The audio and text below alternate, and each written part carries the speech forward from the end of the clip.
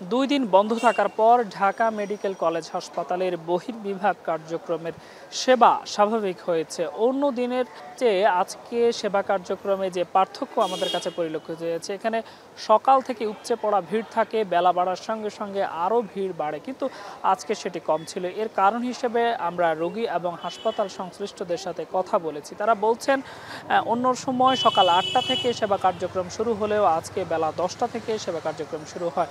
এছাড়াও ২ দিন বন্ধ থাকার কারণে ঠিক কবে নাগাদ কিংবা সব বিভাগে ডাক্তার বসবেন কিনা এমন শঙ্কার কারণে অনেক রোগী আসেননি বলে জানা গেছে। এছাড়াও সকাল থেকে যে বৃষ্টির হানা ছিল সেটিও একটি কারণ বলছেন তারা। অন্যদিকে হাসপাতালটির পরিচালক এবং আন্দোলনরত শিক্ষার্থীরা সকালে এসে এই স্থানটি পরিদর্শন করেছেন, বহির্বিভাগের সেবা নিতে আসা রোগী এবং ডাক্তারদের সাথে কথা বলেছেন। হাসপাতালটির পরিচালক বলছেন তারা আবারও পুনরায় সেবা কার্যক্রমে তারা শুরু করেছেন। বিশেষ করে জরুরি বিভাগের চালু হওয়ার পর থেকে আজকে থেকে সেবা কার্যক্রম বহির্বিভাগে শুরু হয়েছে। কালকে থেকে আরও স্বাভাবিক নিয়মে সেবা কার্যক্রম তারা দিয়ে যাবেন। এছাড়া হাসপাতালটির অন্যান্য তথ্য যদি বলে, ইনডোর সেবা চালু রয়েছে, জরুরি বিভাগও চালু রয়েছে। সর্বোপরি বলা যায় যে হাসপাতালটির সেবা কার্যক্রম অনেকটাই স্বাভাবিক। এছাড়া আরেকটি বিষয় জানাতে চাই যে নিরাপত্তা ব্যবস্থা জোরদার করা হয়েছে। বিশেষ করে বহির্বিভাগে আমরা দেখেছি বিজিবি মোতায়েন করা হয়েছে, সেনাবাহিনীর সদস্যরা রয়েছেন। ফলে এক ধরনের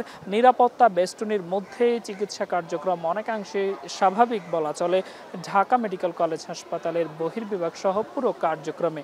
এই ছিল ঢাকা মেডিকেল কলেজ হাসপাতালের বহির্বিভাগ থেকে আমার কাছে থাকা সবশেষ তথ্য।